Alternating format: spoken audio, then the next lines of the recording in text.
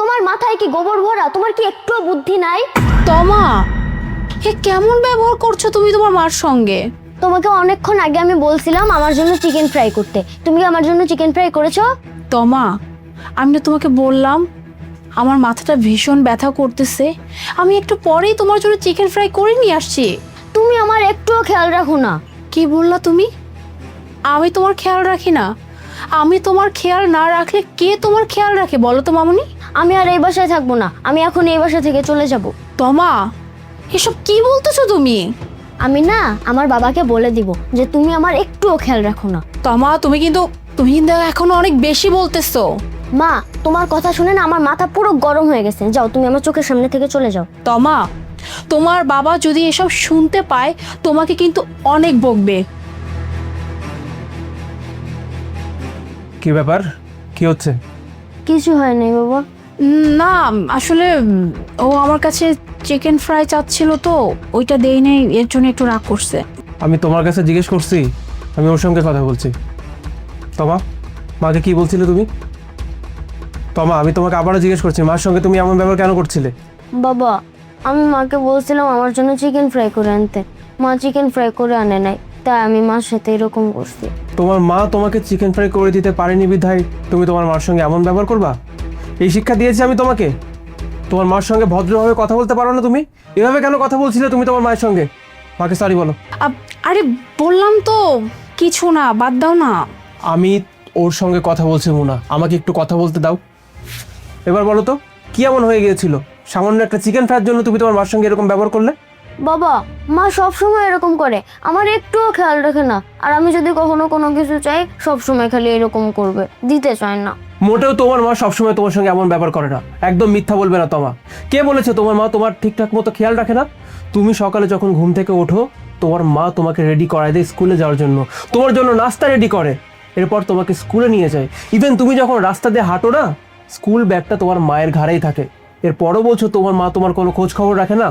School থেকে তুমি যখন বাসায় আসো HW নিয়ে, সেই HWটা পর্যন্ত তোমার মা তোমার জন্য করে দেয়।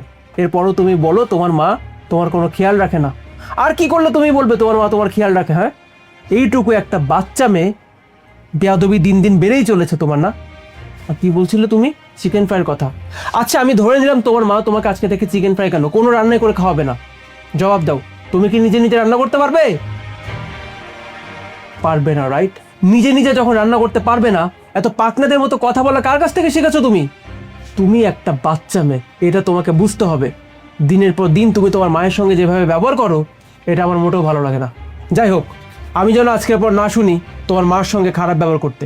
এনিওয়ে, তুমি তোমার মার সঙ্গে যে ব্যবহারটা করছিলে এতক্ষণ, আমার সঙ্গে তুমি সেম ভাবে কথা বলো তো তোমার। না বাবা, আমি তোমার সাথে এরকম ব্যবহার করতে পারবো না। এক্স্যাক্টলি, আমার সঙ্গে সেম ভাবে তুমি কথা বলতে পারবে না।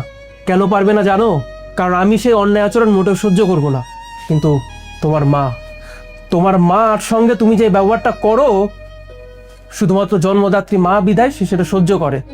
কিন্তু তোমার মার উচিত ছিল তোমাকে সেই শিক্ষাটা দেওয়া। সেই শিক্ষাটা সে দেয়নি বিধায় তুমি এতটা বেয়াদবি আচরণ তার সঙ্গে করতে পারছো। এনিওয়ে, আমি যেন আজকের পর না দেখি তোমার মার সঙ্গে এভাবে ব্যবহার করতে। মনে থাকবে? চলো সরি বলো। থাক সাজিদ, বাদ দাও না, ও তো ছোট মানুষ, ওকে সরি বলতে হবে না। ও, এবার বুঝতে পেরেছি, দোষ তো ওর না, দোষ তো তোমার। হ্যাঁ, দোষ তোমার। তোমার আজকারা পেয়ে পেয়ে মেয়েটার সাহস আজকে কোথায় গিয়ে পৌঁছেছে একটাবার ভেবে দেখেছো? ছোটবেলা থেকে আমি দেখে আসছি, যখনই তোমার সঙ্গে বেয়াদবি করতো, আমি যখন ওকে শাসন করতে যেতাম, তুমি সবসময় আমাকে নিষেধ করতে, বলতে ছোট মানুষ, সময় হলে ঠিক শিখে যাবে। কবে শিখবে বলো, কবে শিখবে? বাবা মার মর্ম যদি ছোট থেকে কোনো বাচ্চা না বোঝে না, সেই বাচ্চা বড় হলে সে বাবা মাকে বৃদ্ধাশ্রমে পাঠায়। এখনো সময় আছে মোনা, ওকে আমি যেভাবে শাসন করছি না, এই শাসনটা আমাকে করতে দাও। আর তুমি নিজেও ওর অন্যায়কে আজকে থেকে আর প্রশ্রয় দিবে না। যেটা বললাম সেটা যেন মাথায় থাকে মা, মনে থাকবে? সরি মা, আমি বুঝতে পারিনি। Sorry, very sorry. গুড।